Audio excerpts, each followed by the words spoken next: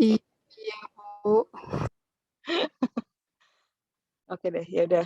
Tapi nanti mungkin saya kasih ini ya, YouTube-nya mungkin saya upload di YouTube tapi pakai private link ya. Jadi bukan untuk apa publik gitu. Karena yang kelas satunya juga belum kuliah. Iya, Bu. Nggak apa-apa, Bu. Ya, oke. Sama tadi ya. The reversal in the direction of water flow artinya adalah arah yang berlawanan pada aliran air obtained by application of an external pressure. Didapatkan dengan adanya aplikasi ya atau pemanfaatan dari tekanan luar, tekanan eksternal. That exceeds, banyakkan notif nih, exceeds the osmotic pressure. Jadi yang bisa memperbesar atau memperbesar tekanan osmotik itu, Dek. Ya, yaitu dinamakan adalah reverse osmosis. Osmosisnya berkebalikan, ya. Oke, selanjutnya. Nah, ini gambarnya bisa dilihat ya. Ini membran skin di sini. Ini membran skinnya. Airnya akan didorong ya, Dek. Liquid yang mempunyai konsentrasi lebih tinggi, ini didorong. Kayaknya di video saya ada ya. Jadi saya nggak usah menjelaskan ulang ya. Kita masuk aja langsung ke example 11.1 ya. Ya ini. Teman-teman bisa baca di halaman 631. Ya. Kalau di PDF-nya 654. Ya, kalau di aplikasi PDF-nya 654, tapi kalau dari bukunya 631. Ya. Nah, nanti sebelum ke example kita coba lihat di sini ada istilah V. Mulai dari mana ya V-nya itu ya?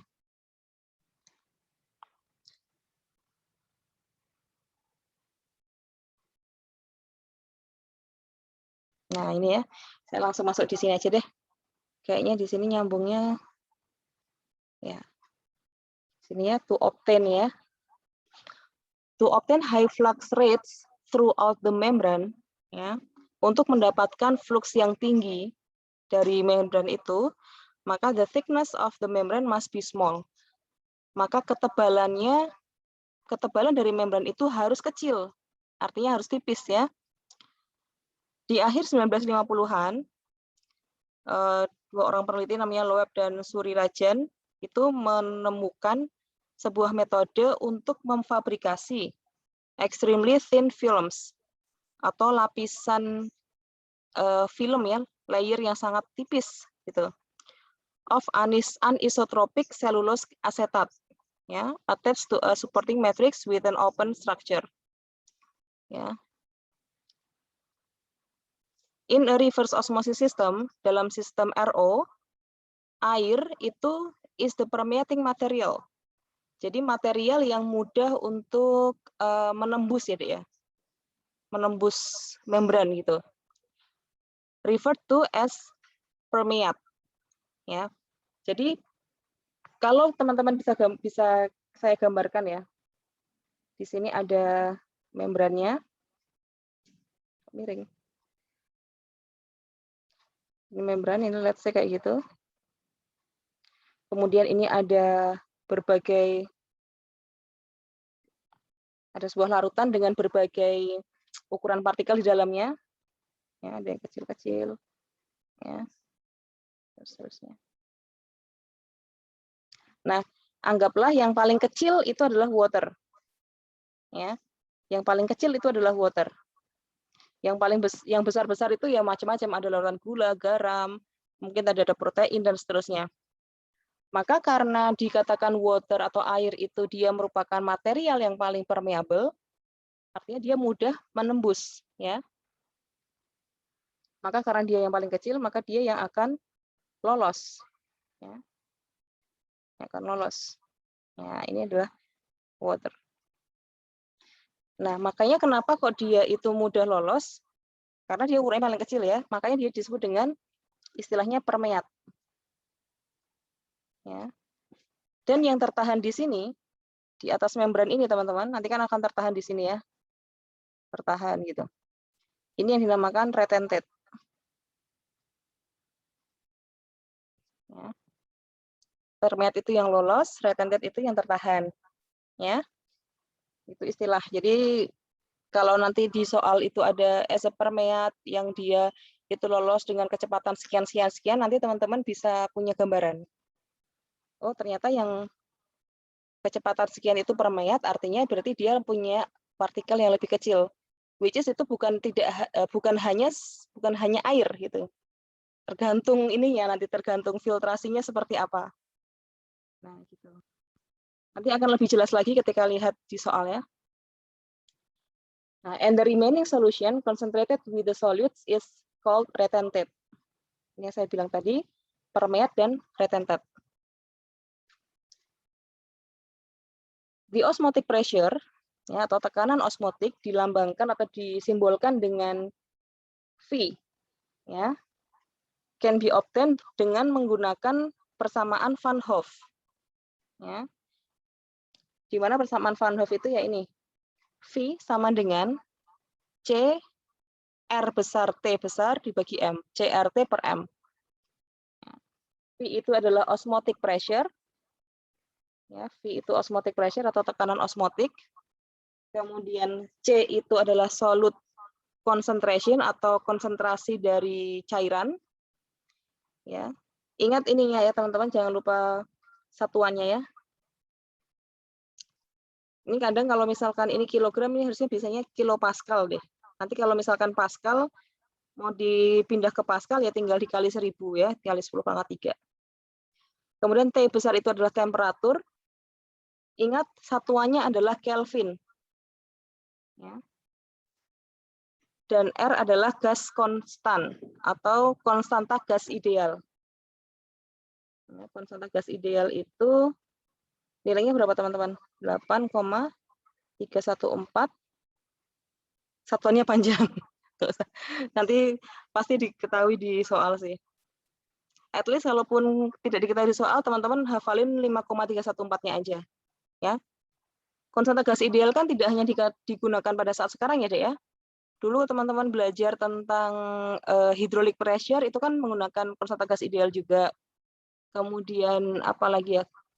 Heat transfer itu menggunakan gas konstan juga.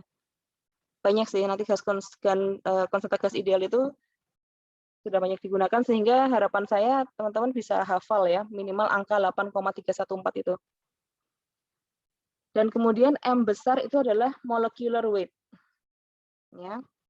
Atau berat molekul. Ya, berat molekul. Jadi C itu konsentrasi cairan, R itu adalah konstanta gas ideal, T itu temperatur, ingat dalam satuan Kelvin. Kalau menulis satuan Kelvin itu tanpa derajat ya teman-teman ya. Tanpa derajat. Kemudian R itu adalah konstanta gas ideal, nilainya 8,314, dan M besar itu adalah berat molekul. Teman-teman bisa ngasih, mungkin kalau yang bingung dengan buku yang berbahasa Inggris bisa kasih catatan sendiri ya teman-teman ya. Oke, nah itu bekal kita untuk yang soal pertama. Example 11.1. Estimate the osmotic pressure of orange juice. Ya, kata kuncinya adalah osmotic pressure. Ya, osmotic pressure orange juice. Jadi kita diminta untuk mencari tekanan osmotik dari cairannya berbentuk orange juice atau jus jeruk. Ya. Terus orange juice itu dia mempunyai total solid atau total padatan itu sebesar 11%. Ya, jadi kalau misalkan digambarkan ya, ini botol gitu ya, botol. Terus kalau volumenya misalkan sekian. Nah, terus ini misalkan dia kalau diendapkan, ini 11%-nya ini adalah total solid. Ya. Dan sisanya ini adalah apa, Dek? Kalau kalian buat jus itu isinya apa aja tuh, Dek?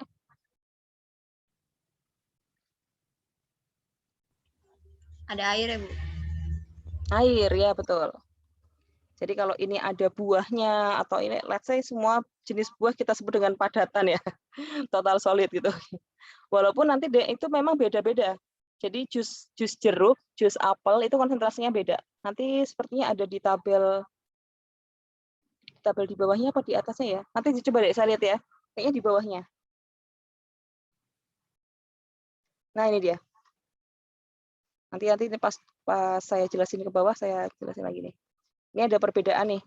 Total solidnya kalau yang jus jeruk itu 11%, kalau jus apel itu 15%. Jadi lebih tinggi apple juice ya, lebih kental.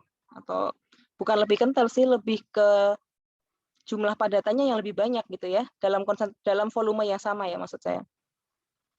Nah, artinya kalau jus itu kan biasanya dari padatan dan water, ya, dan air. Jadi di sini sisanya adalah air. Kalau padatannya 11%, berarti airnya berapa persen, Dek? 89. Ya, betul. 89%. Ya, pintar ya. Nah, kemudian suhu yang digunakan yaitu 20 derajat Celcius. Oke, nah kemudian kita diminta untuk mencari osmotic pressure atau tekanan osmotiknya. Seperti mengerjakan soal-soal satop yang sudah-sudah ya. Kalau saya tips dari saya sih ya, Dek ya, kalau kalian itu bingung mulai dari mana, itu mulai dari pertanyaannya dulu. Pertanyaannya, diminta mencari tekanan osmotik. Kemudian kamu harus refer ke rumusnya.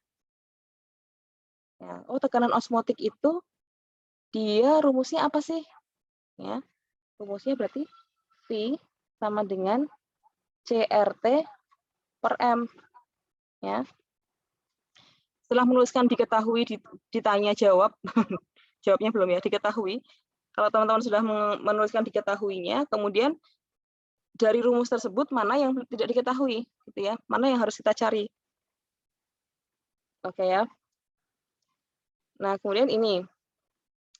Concentration of solids atau konsentrasi padatan 11% atau 0,11 kg solid per kilogram produk. Dan suhunya 20 derajat Celcius, artinya kalau dikonversi ke Kelvin, itu dia harus ditambahkan 273. Ya, ingat Kelvin tidak pakai derajat. Ya. Jadi kalau ada Celcius, maka ditambahkan 273, konversi ke Kelvin. The Van Hoff equation 11.4 will be used for computation atau perhitungan. Jadi kita menggunakan persamaan Van Hoff untuk menghitung. While assuming that glucose is the predominant component influencing the osmotic pressure. Dengan kita mengasumsikan bahwa orange juice tadi total padatannya itu merupakan glukos atau bentuk dari glukosa. Glukosa itu salah satu bentuk dari karbohidrat, ya. Glukosa, sukrosa, maltosa, ya. Oke, terus habis itu kita jawab, ya, kita cari ke rumusnya. Rumus mana yang sudah diketahui, Dek? Mana saja yang dari rumus ini, mana saja yang sudah diketahui?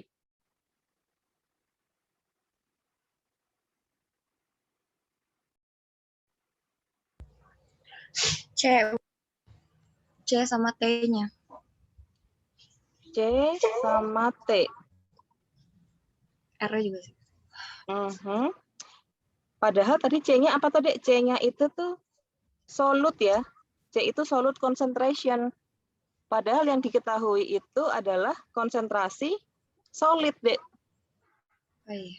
Iya, jadi yang diminta itu solutnya, konsentrasi cairan. Sedangkan 11% itu konsentrasi dari solid gitu ya. Nah, maka C-nya belum diketahui. T-nya sudah, betul, T-nya sudah diketahui. R jelas ya, R itu tetaplah nggak gonta-ganti 8,314 itu udah kalian nggak usah otak-atik, itu udah nanti masukin aja di akhir perhitungan gitu ya. Oke, kemudian kita pertama mencari C. C itu belum diketahui ya, konsentrasi dari total solidnya. Nah, maka langkah pengerjaan yang pertama, kita mencari massa jenis dari orange juice dulu, Dek. Ya. the density of orange juice. Karena nanti kita akan gunakan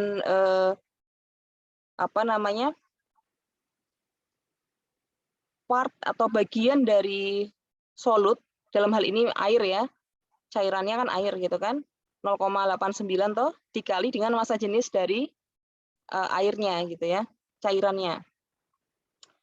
Oke, terus habis itu kita masukin ya, the density of orange juice is estimated based on density of carbohydrates at 1593.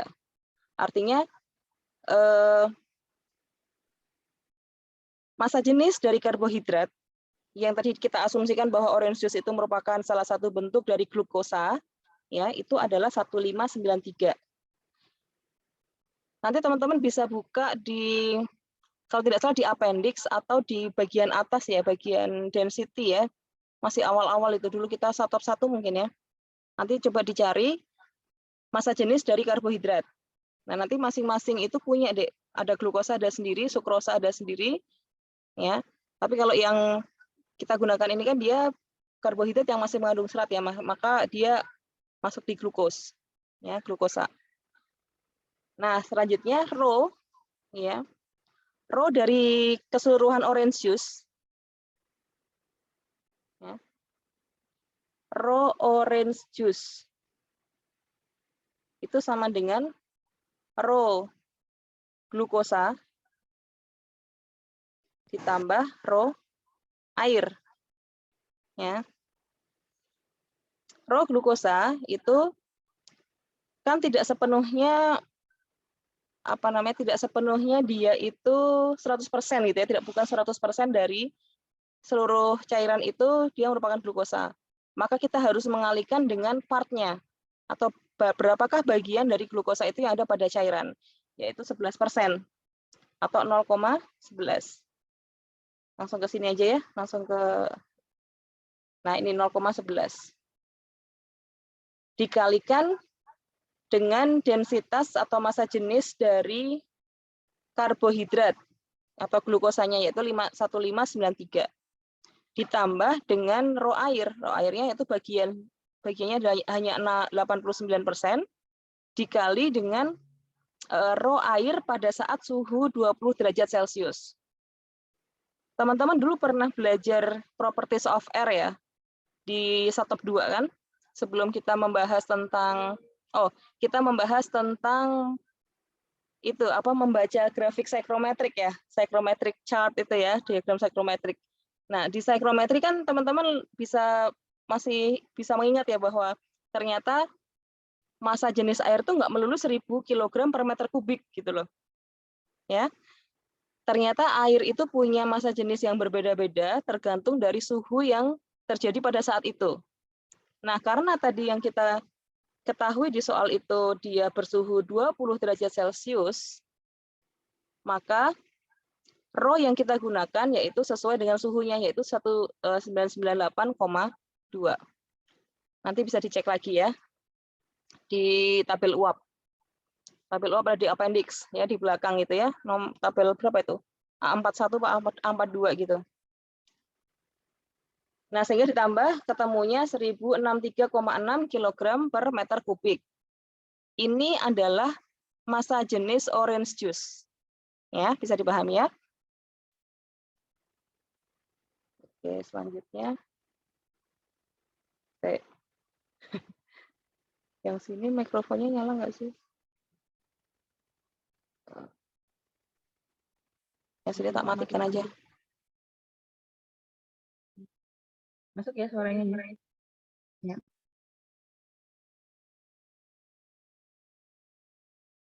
Oke. Nah, itu adalah langkah pertama, teman-teman. Langkah kedua yaitu kita mencari konsentrasi yang diminta, yaitu konsentrasi dari solut.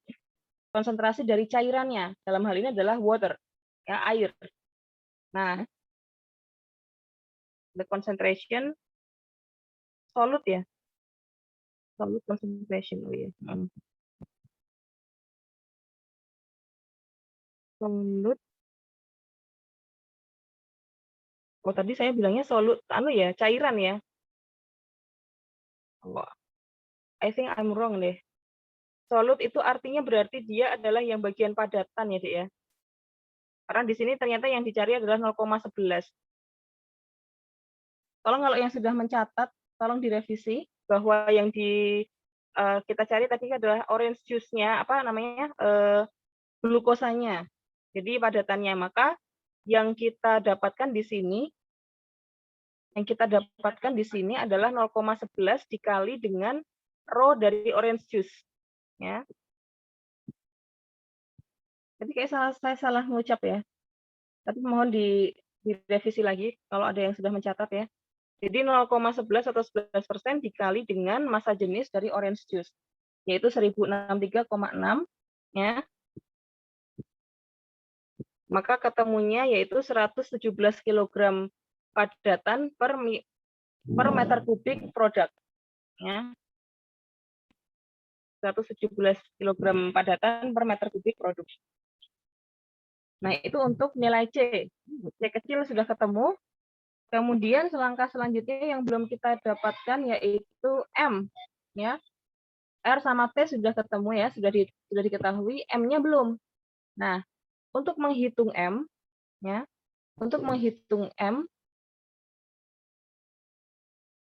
oh ini dia nggak dikasih caranya ya. Kalau M-nya di sini sudah diketahui teman-teman 180, tapi dapatnya dari mana coba?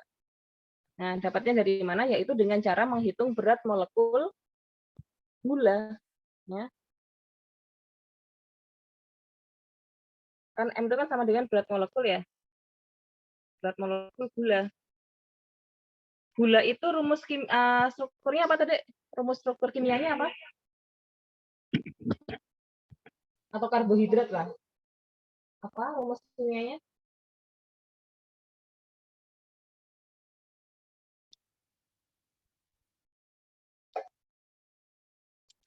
Kalau di reaksi fotosintesis gitu ya, itu kan dihasilkan gula juga ya. Nah, itu apa deh? Rumus kimianya apa? C6H12O6 itu ya, Bu. Ya, betul. Nah, betul ya. Terima kasih. Tadi siapa yang menjawab? Amatullah, Bu. Oh ya, makasih ya Amatullah ya. Iya.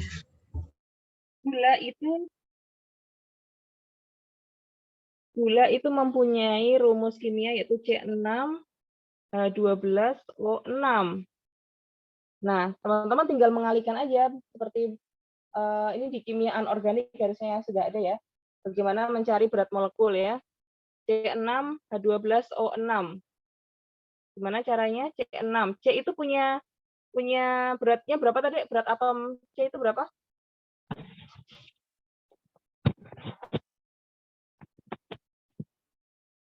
Berat atom C itu berapa deh?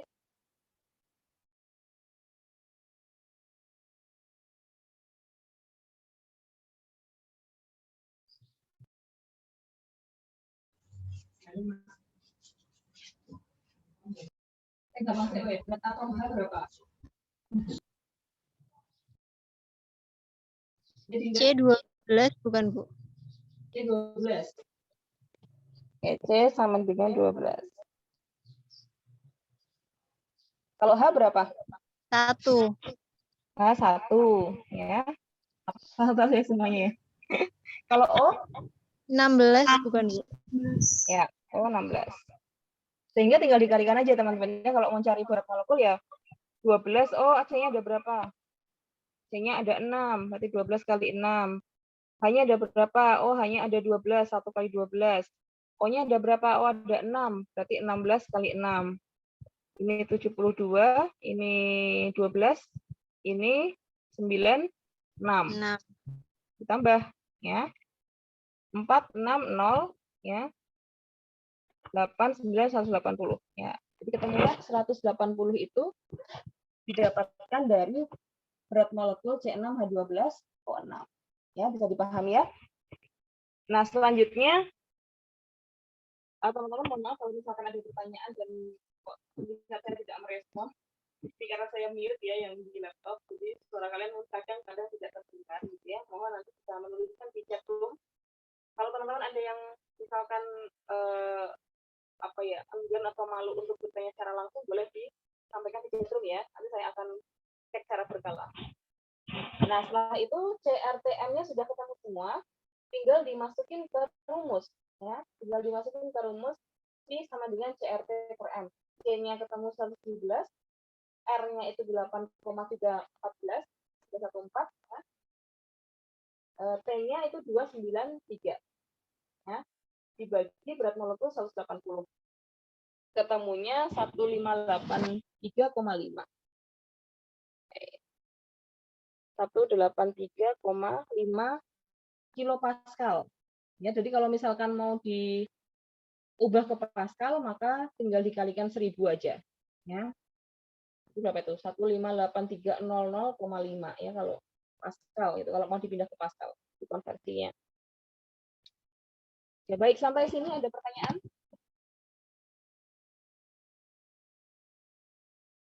Bisa dipahami, Dek?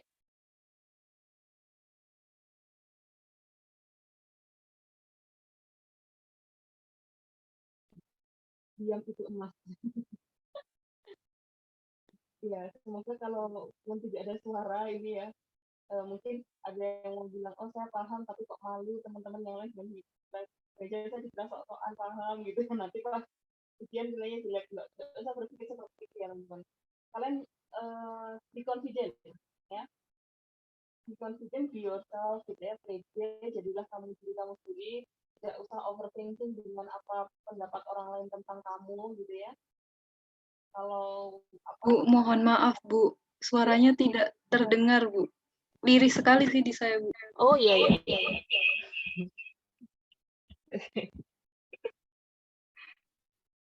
Saya malah pakai audio yang.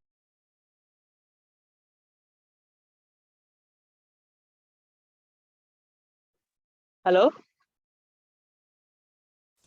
Sudah bagus ya suaranya ya? Sudah bagus, Bu. Ya.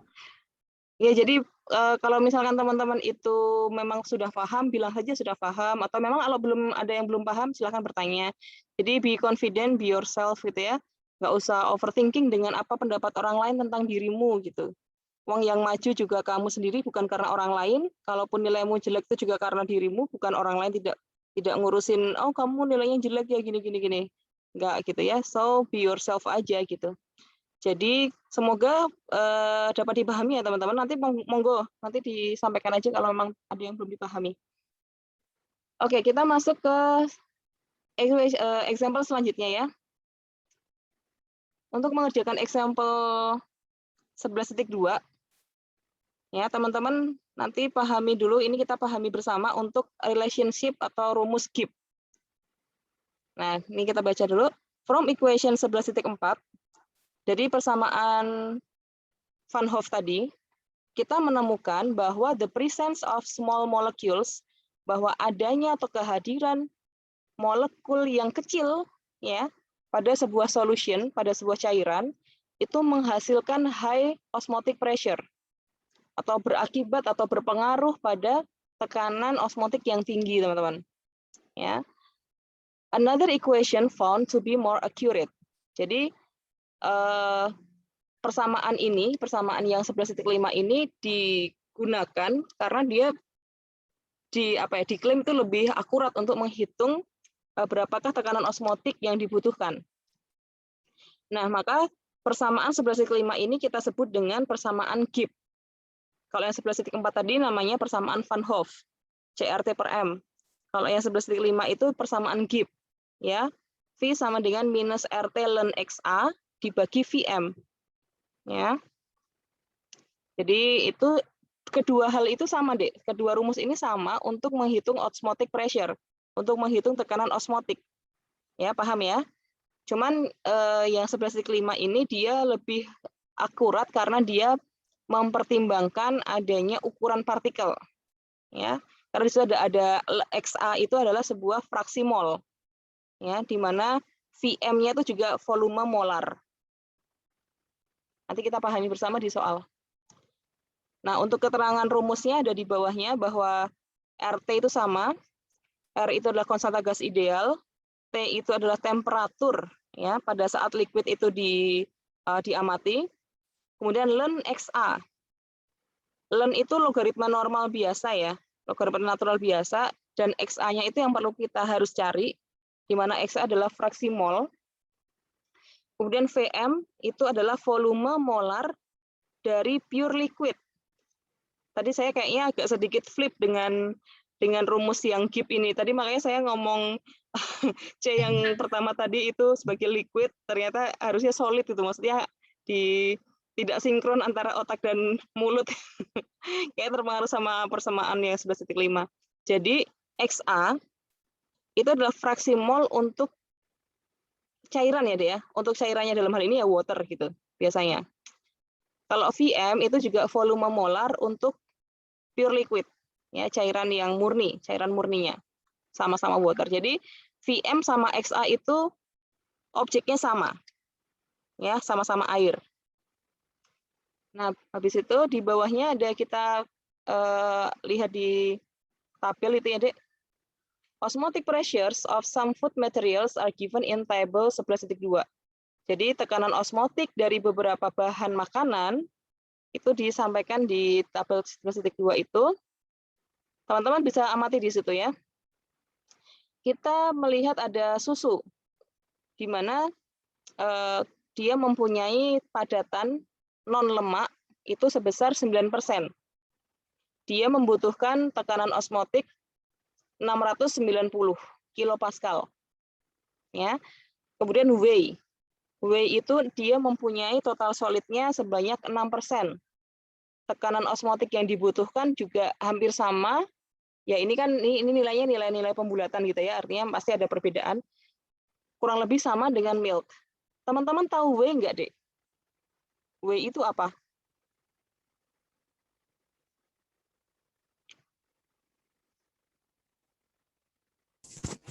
Olahan susu bukan, Bu? Olahan susu yang bagaimana? Lupa, Bu. Fermentasi atau Gimana? apa? Fermentasi bukan, Bu? Beda lagi ya, Bu? Fermentasi. Sepertinya bukan. Masih belum sampai fermentasi. Ada pendapat lain?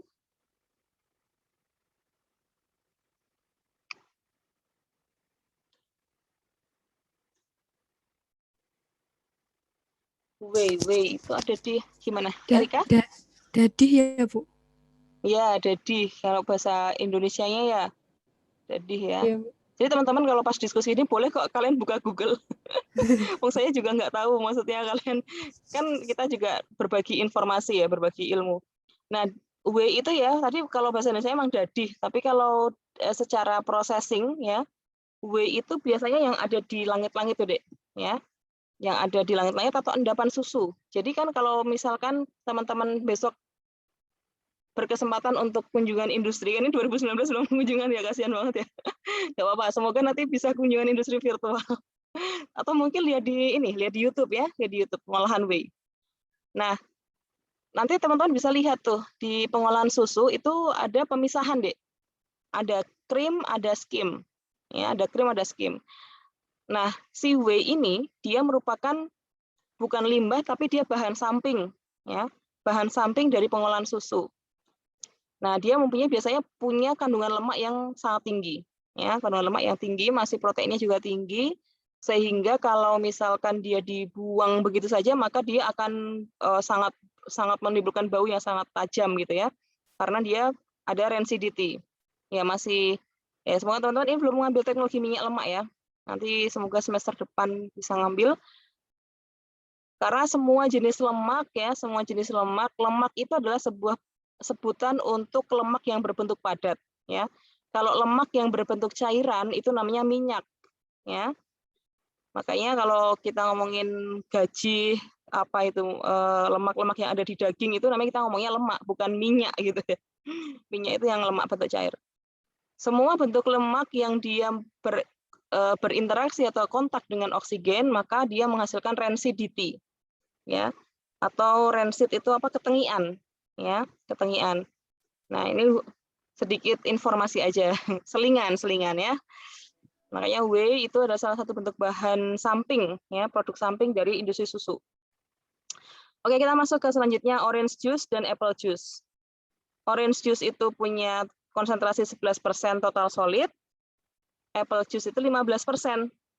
Ya. Kalau yang 11% itu osmotic pressure-nya dia butuh 1587 kilopascal. Kalau yang 15% itu dia butuh 2070 kilopascal. Nah, ke bawah juga teman-teman. Kita coba lihat yang paling tinggi apa ini? Coffee extract ya. Ekstrak kopi. Ekstrak kopi itu dia punya konsentrasi total solidnya atau total padatannya 28%. Ya, osmotic pressure-nya 3450 kilopascal. Nah, sehingga dari data ini teman-teman bisa menyimpulkan bahwa apa?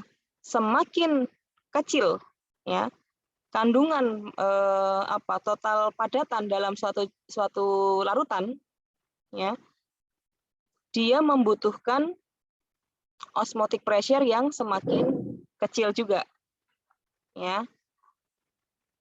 Di sini osmotic pressure is of some food ini foods with smaller molecular weight constituents have higher osmotic pressure. Nih, kata-katanya ada di sini. Makanan atau bahan makanan dengan yang mempunyai berat molekul yang lebih kecil, ya, dia membutuhkan osmotic pressure yang lebih tinggi ya. 28%, 3450. Oh, tapi dia tidak menyebutkan tentang ukuran partikelnya ya, ukuran molecular weight-nya. Berat molekulnya dia tidak ngasih gitu. Tapi kalau semakin besar total solidnya, total padatannya yang dikandung di dalam larutan itu, maka otomatis pressure-nya lebih tinggi juga. Bisa dibayangkan ya. Jadi kalau misalkan kita gini nih, ada lubang yang tersumbat, ya ada pipa yang tersumbat teman-teman. Ya. Ini ada misalkan ada pipa gitu ya. Nah, ada cairan yang masuk, ya, cairan masuk dengan ukuran partikel yang besar. Maka untuk bisa menembus membran ini, maka dibutuhkan tekanan yang lebih besar tadi. Ya, tekanan yang lebih besar. Tapi kalau ini ukurannya lebih kecil, ya konsentrasinya lebih kecil, ukurannya lebih kecil, maka dia tekanan yang dibutuhkan juga semakin kecil juga. Ya. Apa itu? Mohon maaf agak sedikit iklan-iklan. Oke. Nah, kebalikannya kalau kita berbicara tentang berat molekul, jadi semakin kecil berat molekulnya, artinya material itu ukurannya juga semakin kecil, ya. Bukan ngomongin tentang konsentrasi total padatan ya, kita berbicara tentang berat molekul. Ya, ini konteks yang berbeda. Semakin kecil berat molekulnya, maka untuk dia dapat disaring oleh membran, ya, dapat ditahan oleh membran, maka dia membutuhkan osmotic pressure yang lebih tinggi. Makanya dia ngomong di sini ya, foods with smaller molecular weight have higher osmotic pressure. Nah, oke gitu. Ya, itu konsep. Ya, lagi-lagi itu konsep itu penting ya, teman-teman. Dan ini konteksnya masih RO ya, teman-teman ya, masih reverse osmosis. Maka tekanan itu menjadi sesuatu yang harus dihitung dengan detail gitu. Kita masuk ke contoh 11.2 ya. Soalnya adalah estimate the osmotic pressure of orange juice with 11% total solids at 20 degrees Celsius. Kita diminta untuk menggunakan rumus Gibbs. Ya. Menggunakan rumus Gibbs. Oke, yang diketahui sama seperti tadi, concentration of solidnya 11%, temperaturnya 20 derajat Celcius. Kita cek rumusnya, ini yang V sama dengan minus RT ln XA per VM ya. Kita tuliskan dulu di sini. V sama dengan minus RT ln XA dibagi VM. Ya. Berarti yang kita ketahui jelas R itu sudah diketahui. 8,314. Temperaturnya kita tambahkan 273. Berarti 293 Kelvin. Concentration of solidnya 11%, concentration of liquidnya sama kayak tadi ya, 89%.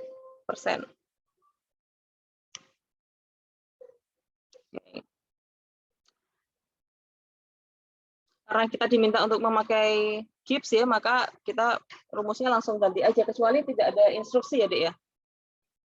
Tapi di rumah saya hujan.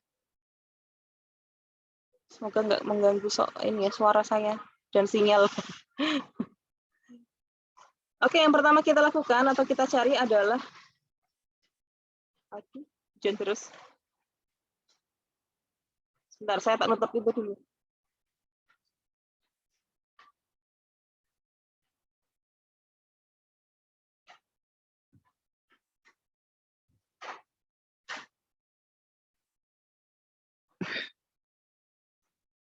Soalnya kalau hujan ini di sini suaranya berisik. Semoga tidak mengganggu suara saya. Terus saya tak pakai headset aja.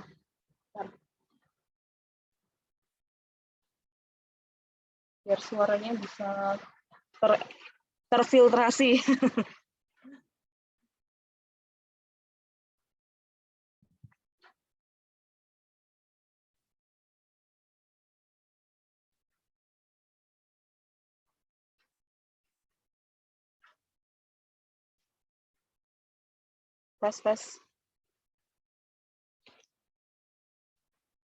Tes. Suara masuk, Dek.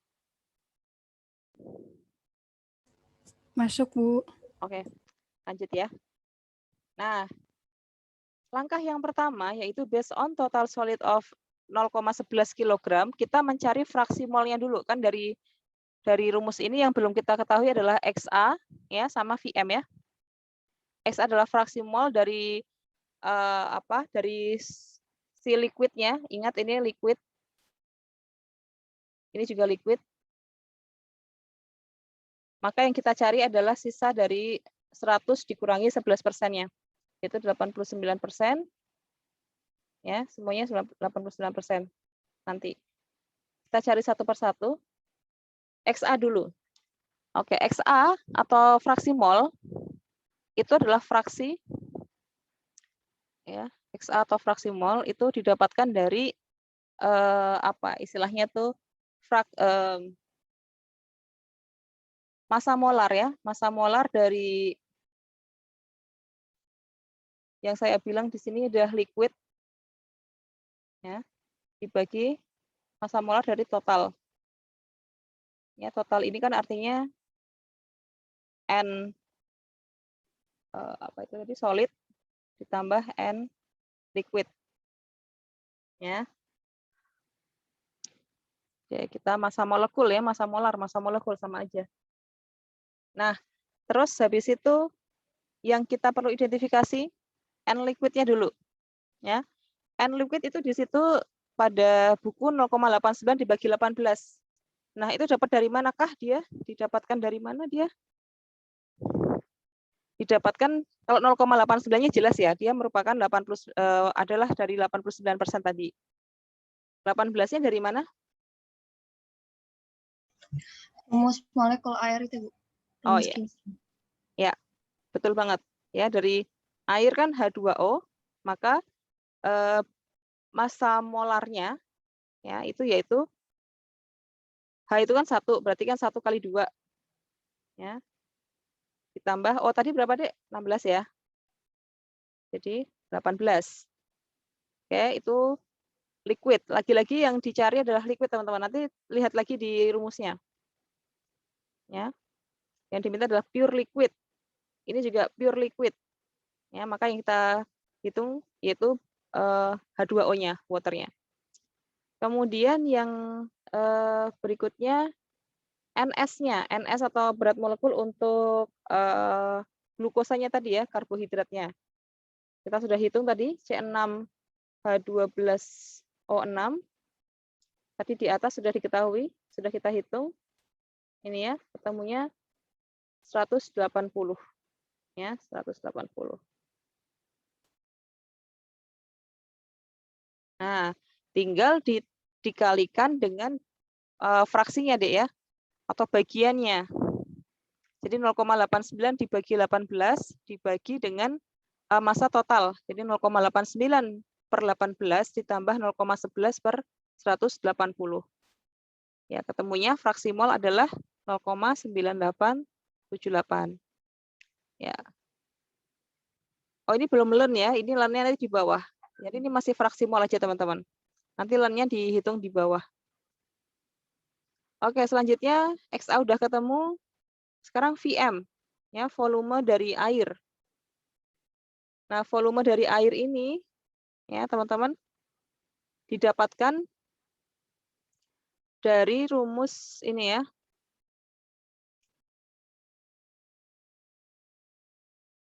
NP 0,89. Oh, ini dari rumus rho, teman-teman. Dari rumus rho 0,89 dikalikan dengan massa jenis larutan. Tadi masih orange juice kan? Dibagi VM. Ini kok Instagramnya meribetkan ya?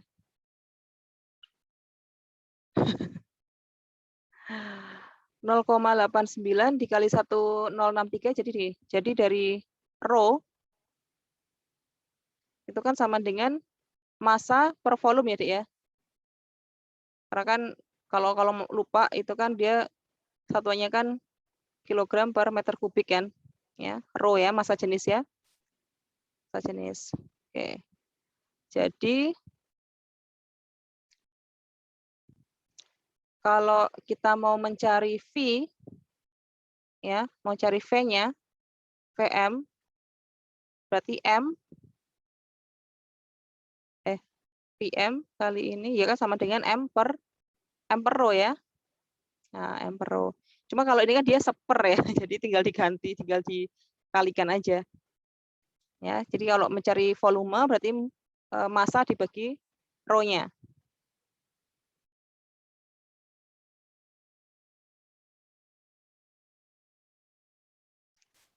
Oke, terus habis itu M-nya tadi adalah 18. Ini liquid ya, water. Maka massanya ini adalah massa air. Massa molekul dari air.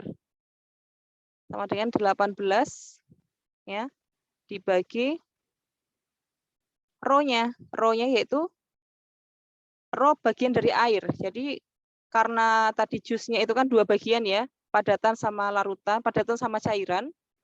Maka yang kita cari adalah bagian cairannya, yaitu 89% dikali rho keseluruhan, yaitu 1063,6. Angka ini sudah kita dapatkan tadi di atas. Ya, 1063,6 tadi sudah kita dapatkan di atas. Nih, perhitungannya sama. Oke? Nah, dikalikan kemudian dibagi, ketemunya adalah 0,019 meter kubik per kilogram mol. Ya. Jadi volume molarnya adalah sekian. Akhirnya kita sudah menemukan semua ya. Dari rumus minus RT ln XA per VM sudah semua, tinggal dimasukkan ke rumus tersebut. Mana? Nah ini ya. Minus V sama dengan minus RT ln XA dibagi VM. Nah ini adalah R, kemudian ini T, ini ln XA, ini VM. Ya. Jadi ini ln-nya jelas, kalian hitungnya pakai kalkulator ya, ln XA berapa? Ln dari 0,9878. Kalau ngitung sendiri ya nanti malah jadi ujian matematika nanti. Nggak jadi ujian satop ya. Ya gunakan kalkulator untuk menghitung ln XA tersebut.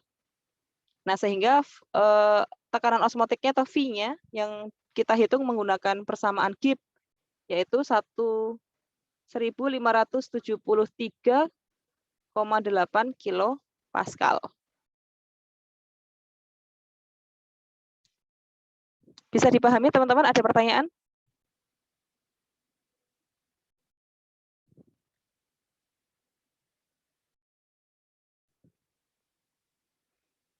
Oke, waktu kita masih 15 menit ya, sekitar 15-14 menit ya. Satu soal lagi.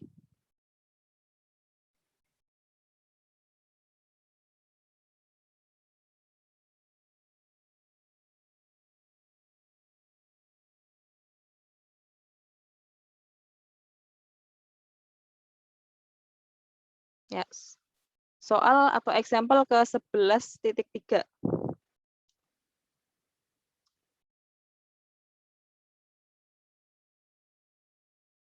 Ini tentang membran performance kalau tidak salah.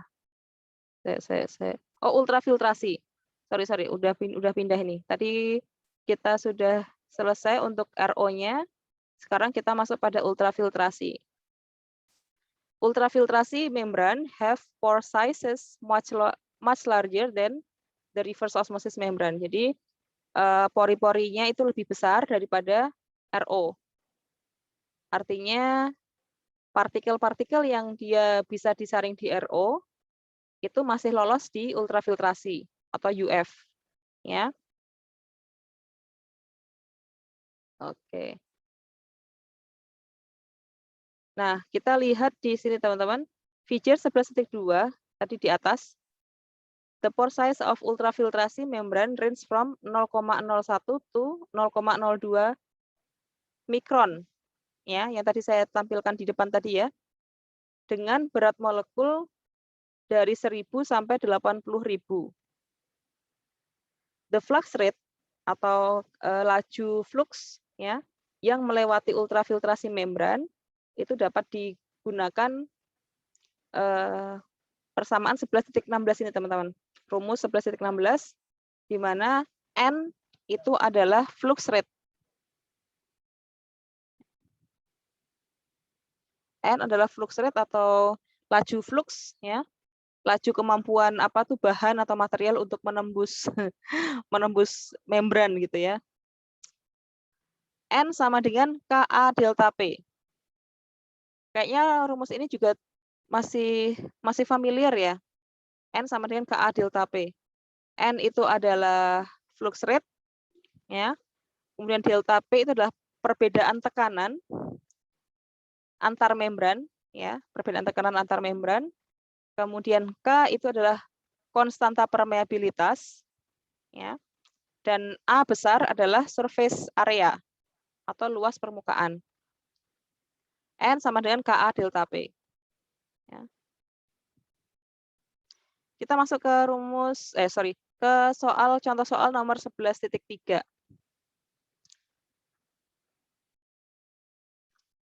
The concentration of W is being accomplished by using an ultrafiltration membrane to separate water. Jadi konsentrasi dari W itu dapat diselesaikan gitu ya, dikerjakan dengan menggunakan membran ultrafiltrasi untuk memisahkan airnya. 10 kg per menit aliran feed atau umpan itu mempunyai total solidnya 6% dan kemudian naik atau meningkat menjadi 20% total solid. Ya, bisa digambarkan seperti ini teman-teman.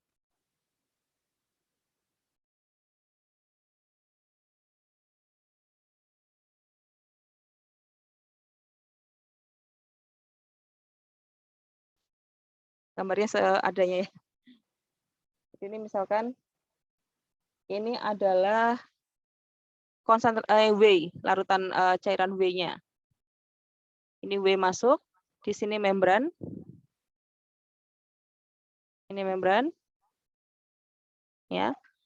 Dari W yang semula dia 6%, setelah dikonsentrasi, di sini kan dia disaring tadi di sini, ya. Kemudian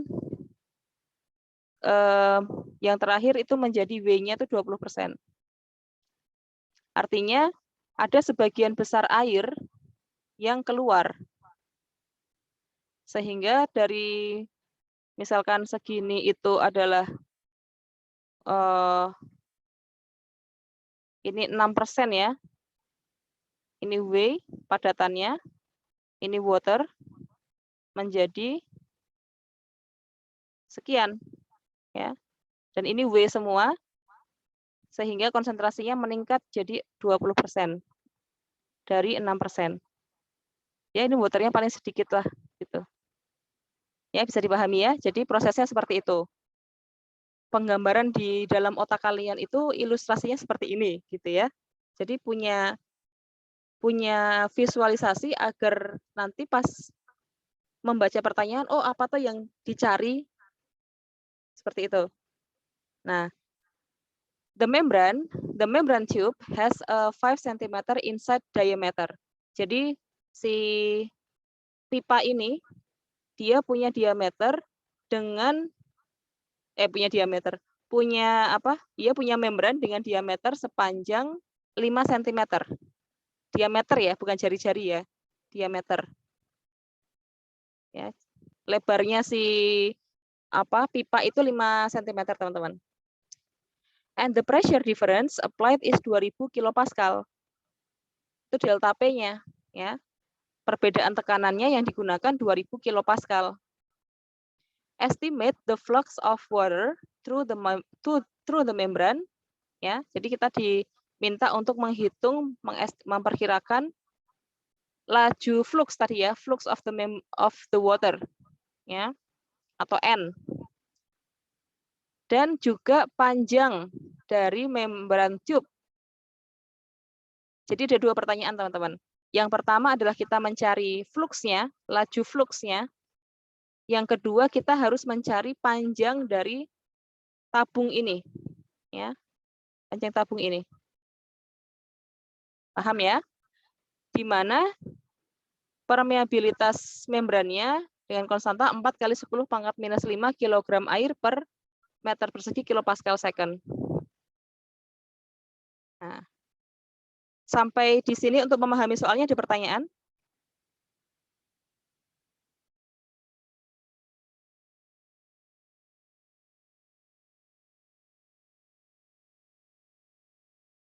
Tidak ada ya? Oke. Alhamdulillah.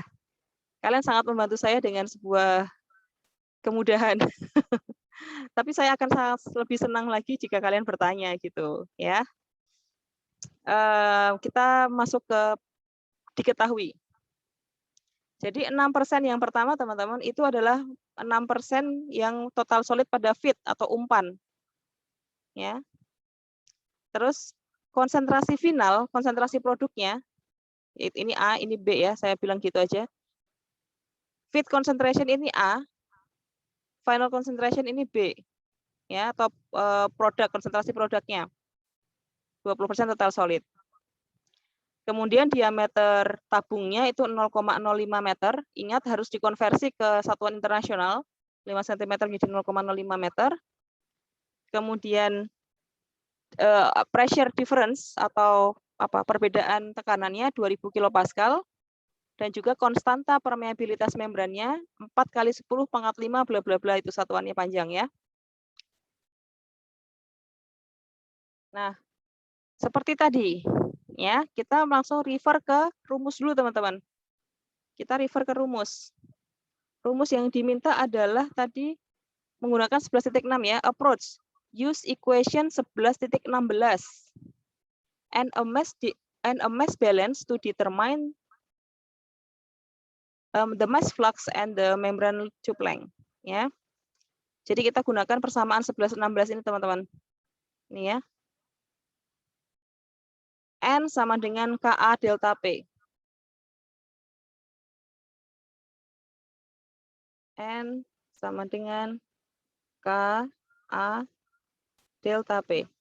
Yang kita cari adalah N-nya. Ya. Nah, kita untuk menghitung N itu, kita gunakan kesetimbangan massa. Ya. sepertinya di Satop 1 sudah pernah kesetimbangan massa artinya apa yang masuk sama dengan apa yang keluar gitu ya. Massa yang masuk sama dengan massa yang keluar. Kalau massa yang masuk itu terdiri dari padatan dan cairan, maka yang keluar nantinya juga merupakan padatan dan cairan. Oke. Nah, di sini 10 sama dengan N plus NP. Artinya tadi kan dia yang masuk ya, per menitnya itu kan 10 kg per menit. Ya, nanti masalah itu kan harusnya dikonversikan ke SI, menitnya dipindah ke dikalikan 60 jadi detik ya, tapi nanti aja nggak masalah. Toh nanti juga akhirnya kita harus konversi, nanti jadi konversinya di akhir aja. Nah, kemudian karena yang masuk itu per menitnya itu 10 kg, maka harusnya yang keluar itu juga 10 kg, teman-teman. Bisa dipahami ya? Kalau yang masuk 10 kg, artinya harusnya pas keluar tuh juga menghasilkan 10 kg per menitnya. Maka kita tuliskan di sini 10 sama dengan N plus NP. Ya, 10 itu adalah fit yang masuk tadi, sama dengan N. N itu adalah yang yang kita cari itu final flux-nya. Kita lihat di sini ya. Flux rate-nya, flux rate dari si solutnya. Ya. 10 sama dengan N plus NP. 10 dikali 0,06. Ya. Jadi karena total solid yang masuk itu 0,06 ya, bagian solidnya, maka dikalikan dari 10 kg yang masuk itu, solidnya hanya 6%. Iya kan? Berarti 0,06 atau 6% dikali 10 sama dengan NP dikali 0,2. Ya, sama dengan NP dikali 0,2 ditambah N, harusnya kan gitu kan, nanti tinggal dikali aja. Nah, NP sama dengan 0,2. Ini teman-teman bisa lihat ini adalah ini 1 dan 2 ini ada persamaan yang berbeda ya.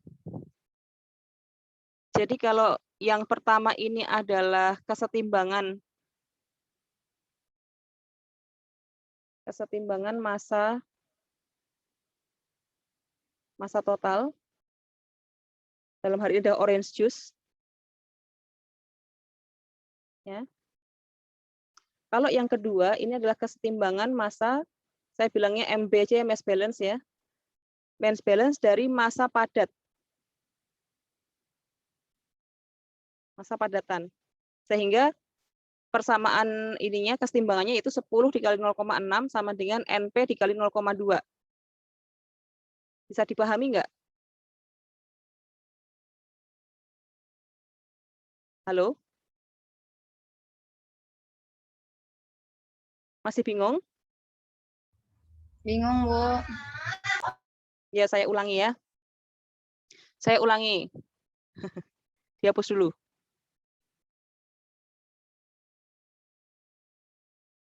Yang pertama, kita lihat ini teman-teman. 10 sama dengan N plus NP, ini adalah persamaan pertama. Ya, persamaan pertama. Kemudian 10 dikali 0,06 sama dengan NP dikali 0,2, itu adalah persamaan kedua. Kita tuh niatnya mau mencari berapakah N, ya, flux rate dari cairan, dari liquid, waternya. Ya, kita mau cari ini nih, kita mau cari N ini. Nah, jadi yang atas ini adalah kesetimbangan massa total. Totalnya itu apa sih? Orange juice. Orange juice apa tadi? Oh, W, udah beda lagi. Udah beda bahan ya. W. Karena si W tadi kan mau dipisahin toh, Dek, antaranya padatan sama waternya kan. Nah, sehingga yang persamaan kedua itulah kesetimbangan massa padat. Artinya massa yang masuk harus sama dengan massa yang keluar. Karena itu kan sistemnya tertutup. Nggak boleh ada kebocoran gitu ya. Harusnya yang masuk sama dia yang keluar. Maka 10 kali 0,06, di mana 6% itu kan hanya 6% itu kan adalah menunjukkan jumlah padatan. Dari 10 kg itu cuma 6% yang bentuknya padatan. Sisanya kan air, ya kan? Sama dengan yang keluar kan 20% untuk padatannya, ya 0,2, tapi berapakah fluxnya, berapakah rate-nya atau lajunya itu kita nggak tahu. Maka kita tuliskan di sini NP, ya, atau N product. Saya tuliskan di sini deh, NP, N product, ya. Sehingga kamu operasikan matematik biasa, berarti kan ini kan 0,6 sama dengan 0,2, jadi NP-nya kan 3. Jadi pas produk itu keluar, laju padatan yang keluar itu adalah 3 kg per menit. Ya, bisa dipahami ya, agak sedikit berbeda dengan laju feed yang masuk. Laju feed yang masuk 10 kg per menit, tapi kalau hanya padatannya aja, itu adalah 3 kg per menit. Oke? Nah, setelah itu barulah kita masuk lagi ke rumus yang ini untuk mencari N. 10 sama dengan N plus NP. 10 sama dengan N plus 3. Ya toh? Artinya N sama dengan 7. Nah, maka jawabannya N sama dengan 7 kg per menit. 7 kg per menit itu adalah laju untuk liquidnya atau waternya. Kan yang mau kita carikan yang liquidnya ya. Itu. Ketemulah untuk pertanyaan yang pertama. Ini cuma apa deh, kesetimbangan aja kok. Mass balance aja ini, yang pertama ini. Oh, udah lewat 2 menit lagi. Bentar. Waktunya. Kemudian yang selanjutnya using equation 11.16 ya. Kita gunakan ini tadi rumus yang KA delta P. Kita mau mencari kan tadi mencari panjang tabung ya. Ya, jadi kalau ya tabung ini kan pipa yang dilewatin. Nah, ini kan tadi ini A. Kemudian ini T atau kita sebut tinggi boleh, lebar boleh. Yang mau ditanyakan ini ya, panjang pipanya berapa. Nah, kemudian kita gunakan rumus NKA delta P.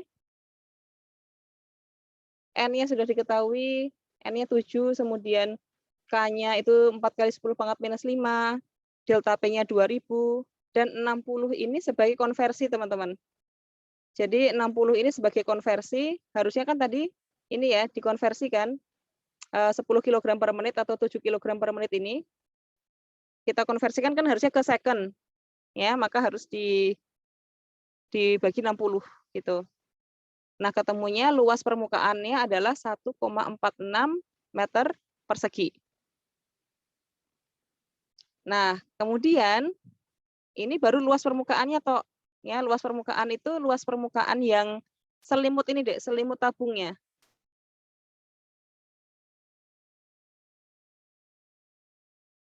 Ya. Nah, ini kan luas permukaan yang A ini. Bedakan A yang ini tadi kan diameter ya 0,05 ya. Bedakan luas permukaan di bawah sama luas permukaan tabung ya, selimut tabung. Luas permukaan selimut tabung itu yang ini. Yang menyelimuti tabungnya. Maka yang kita cari adalah tingginya. Ya. Nah, di sini kita gunakan rumus luas permukaan selimut tabung. Ya, rumusnya nanti correct me if I'm wrong ya. Ini saya menggunakan rumus yang ada pada buku. V A, bentar.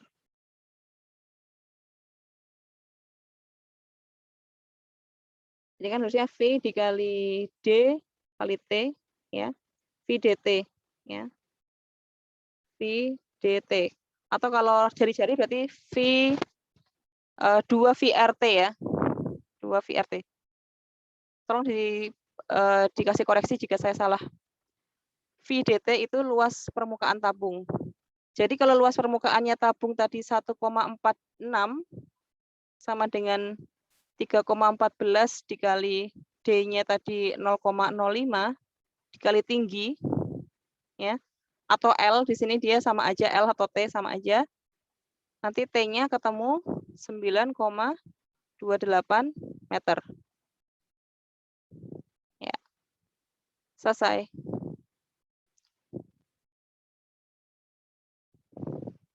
Ada yang mau ditanyakan?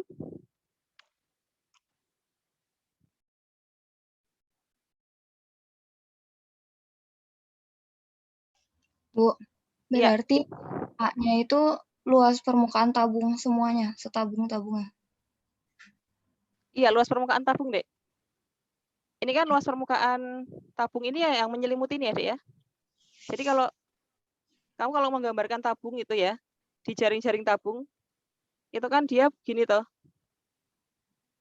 Ada bentuknya kan pasti persegi panjang ya. Kalau tabung itu misalkan dilebarin. Nah, luas permukaan tabung itu luas permukaan selimut itu yang ininya. Yang ininya toh. Ya. Bukan alasnya sama alas tinggi sama alas bawahnya tidak dihitung.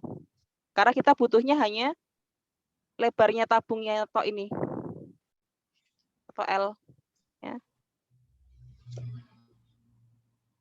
Terus yang disebut A itu yang tabungnya aja, Bu. Maksudnya yang segi empatnya aja atau semuanya? Iya, yang selimutnya toh, Dek. Hmm. Selimutnya toh ini, ya. Selimutnya aja ini. Itu A, ya. Kalau luas tabung, luas permukaan tabung itu kan yang ini, yang selimutnya ini, ya, selimut ditambah 2 alas tadi. Itu luas permukaan tabung ya. Ini kalau ini luas permukaan selimut tabung. Bisa dipahami? Bisa, Bu. Ya. Makasih. Ya, oke, terima kasih sama-sama. Silakan teman-teman, saya sambil menyiapkan presensi.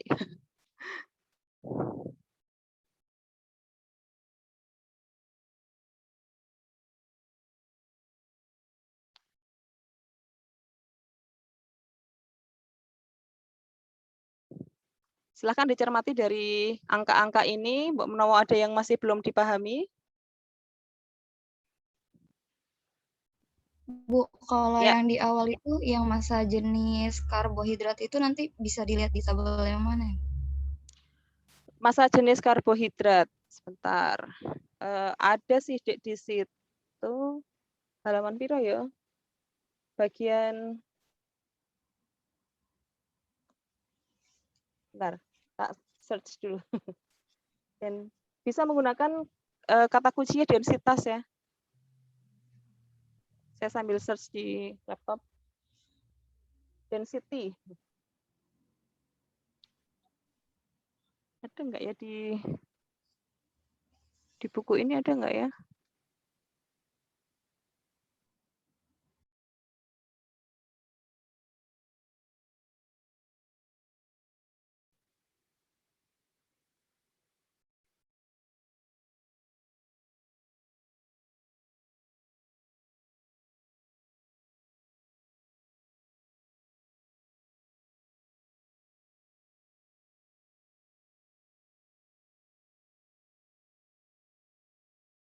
Apa di bagian lampiran ya?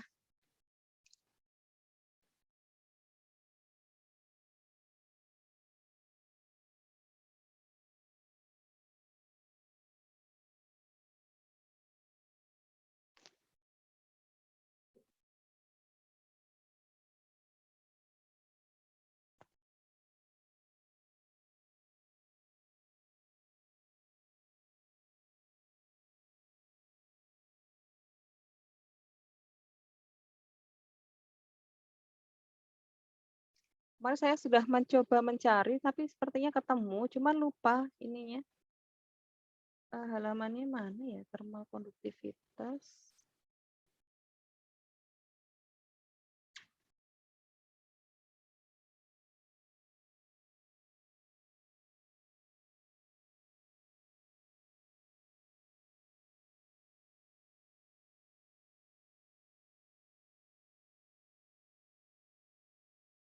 Tapi nanti kalau misalkan hal-hal seperti itu biasanya nanti saya kasih di soal kok Dek, ininya, row-nya.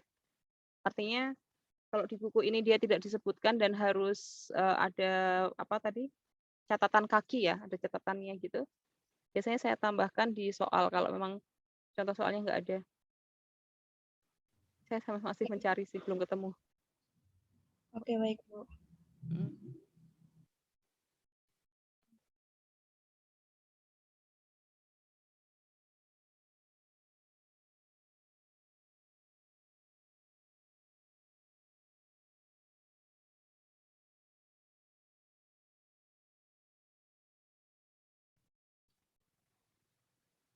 Ada lagi pertanyaan teman-teman? Presensi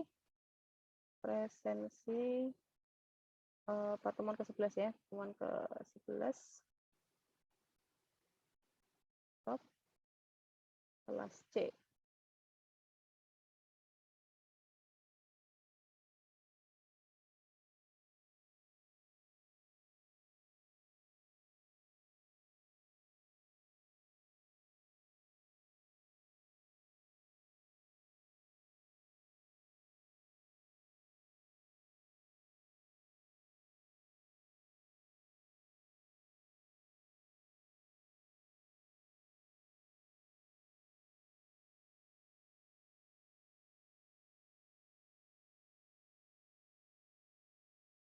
Saya kirimkan link untuk presensi Dek di chatroom Zoom ini, silahkan diklik dan diisi. Nanti batas pengisiannya sampai jam 1 ya.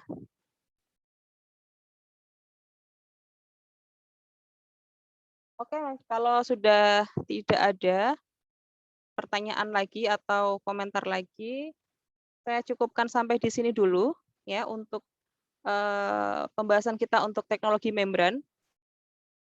Sehingga pekan depan kita masuk pada materi baru yaitu extrusion kalau bahasa Inggrisnya ya, extrusion. Nanti seperti biasa kita asinkron, saya kasih materi, teman-teman belajar dulu, kemudian kita baru pertemuan 14 mungkin ya. 11 ini 11 ya, 12, 13 ya, paling 14 lah. 14 atau 13 tadi saya coba lihat materinya banyak banget apa enggak, sepertinya ekstrusi itu sedikit. Jadi kalau misalkan satu kali pertemuan yang asinkron itu sudah cukup, kemudian kita cari yang sinkron waktu yang seperti ini, baru nanti di akhir itu bisa kita gunakan kuis atau tugas. Nanti coba kita lihat lagi, saya koordinasi sama ketua kelasnya ya. Oke teman-teman, jika sudah tidak ada pertanyaan, maka kita cukupkan pertemuan kita pada siang hari ini. Kita cukupkan dengan lafaz hamdalah. Alhamdulillahirabbil alamin. Sampai bertemu lagi ya, baik itu sinkron maupun asinkron, dan don't be hesitate to ask ya. Jangan ragu untuk bertanya jika memang ada yang masih belum dipahami. Oke, terima kasih. Assalamualaikum warahmatullahi wabarakatuh. Waalaikumsalam warahmatullahi